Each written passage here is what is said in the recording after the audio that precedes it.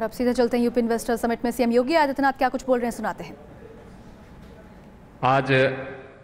उत्तर प्रदेश सरकार को उत्तर प्रदेश के विकास और उत्तर प्रदेश को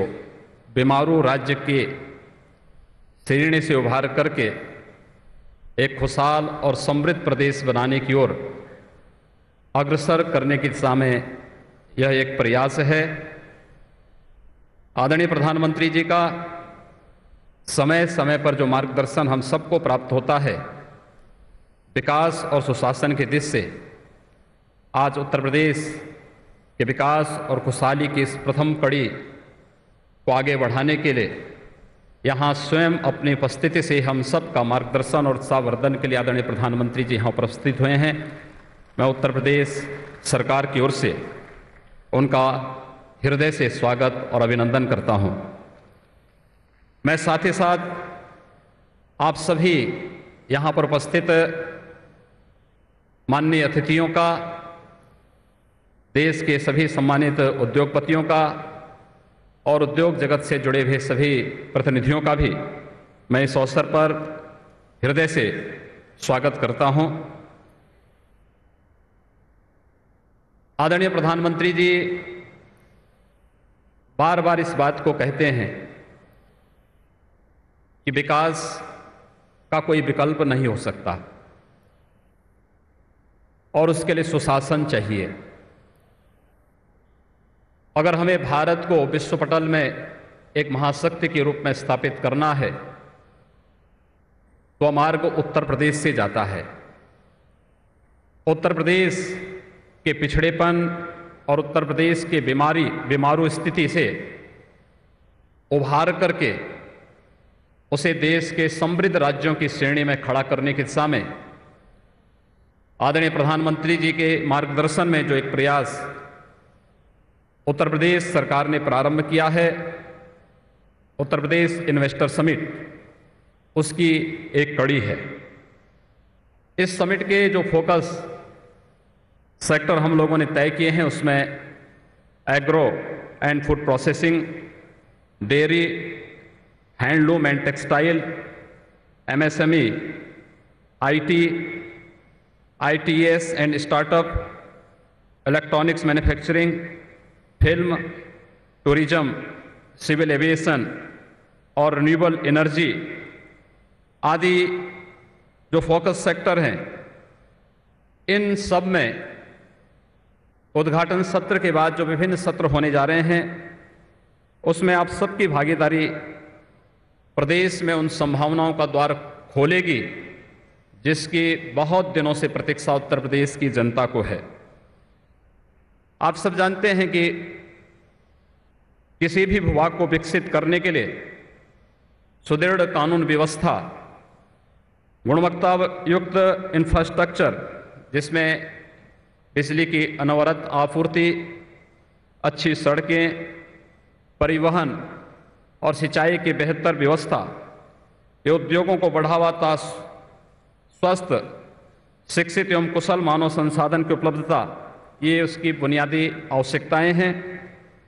इसके साथ ही साथ इस बात की भी आवश्यकता है कि प्रशासनिक व्यवस्था को सरकार की नीतियों को धरातल पर प्रभावी ढंग से क्रियान्वित किए जाने के लिए पारदर्शी,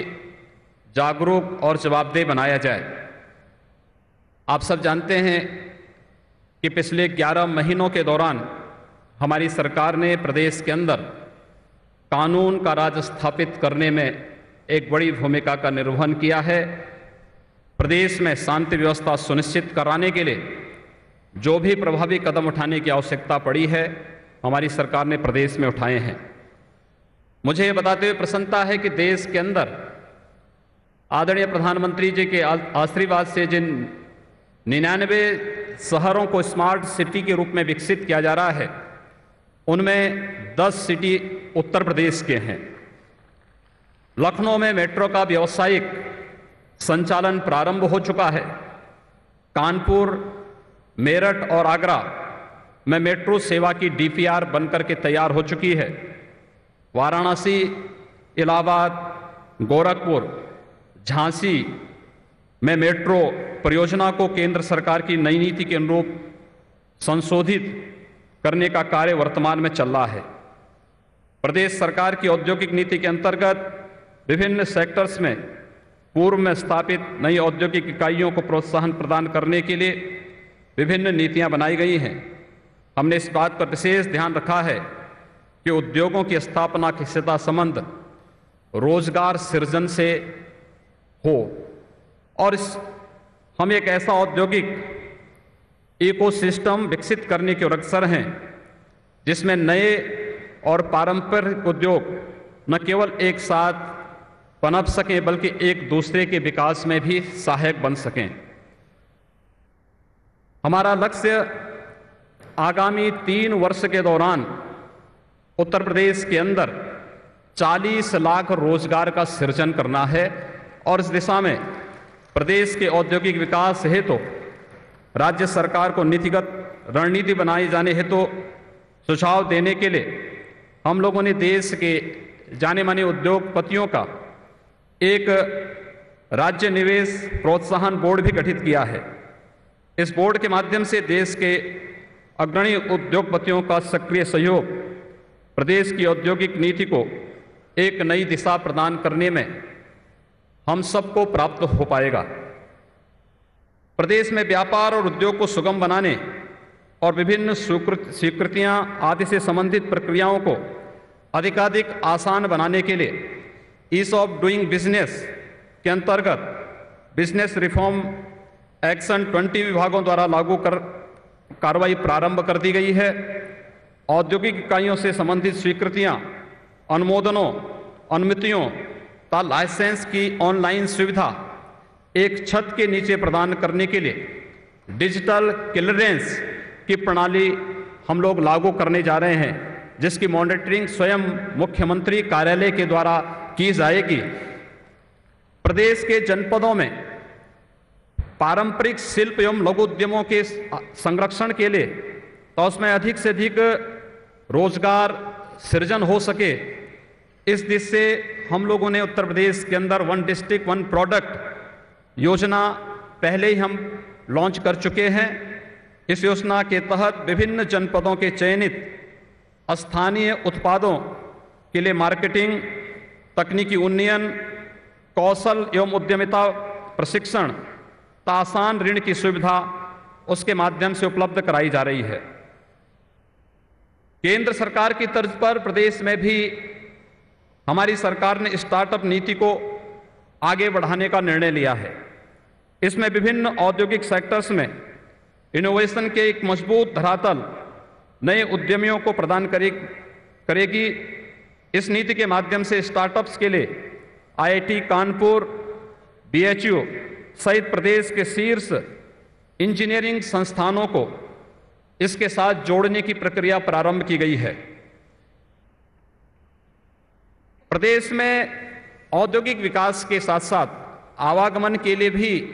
बुनियादी ढांचागत विकास अत्यंत महत्वपूर्ण है और इस दिशा से उत्तर प्रदेश में हम सब ने 2 एक्सप्रेसवे, पूर्वांचल एक्सप्रेसवे तथा बुंदेलखंड एक्सप्रेसवे के माध्यम से त्वरित आवागमन के साधन उपलब्ध कराने के साथ साथ औद्योगिक कॉरिडोर के निर्माण इन दोनों एक्सप्रेसवे के साथ जोड़ने की एक प्रक्रिया को हम लोगों ने आगे बढ़ाया है। मैं आज के इस अवसर पर बताना चाहता हूं कि उत्तर प्रदेश से गुजरने वाले वेस्टर्न डेडिकेटेड फ्रेट कॉरिडोर तथा ईस्टर्न डेडिकेटेड फ्रेट कॉरिडोर से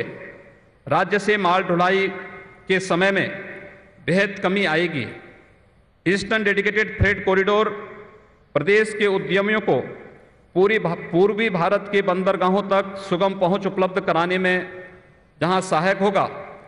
साथ ही ईस्टर्न डेडिकेटेड फ्रेट कॉरिडोर के दोनों ओर विकसित किए जा रहे अमृतसर कोलकाता इंडस्ट्रियल कॉरिडोर परियोजना को केंद्रित करते हुए उत्तर प्रदेश में 2 national investment and manufacturing zones तथा इंटीग्रेटेड मैन्युफैक्चरिंग क्लस्टर भी विकसित किए जाने की प्रक्रिया प्रारंभ हुई है। प्रदेश में विभिन्न शहरों को आपस में जोड़ने के लिए हमारी सरकार रीजनल कनेक्टिविटी स्कीम को भी लेकर के आई है। इस स्कीम में मुख्य उद्देश्य नए रूट्स का विकास, इंटर कनेक्टिविटी सुविधा, राज्य के प्रमुख पर्यटन स्थलों को जोड़ा जाना, कृषि निर्यात और ई कॉमर्स आदि कारोबार को बढ़ावा देना तथा व्यापार और रोजगार के अवसर के सृजन को बढ़ावा देना है।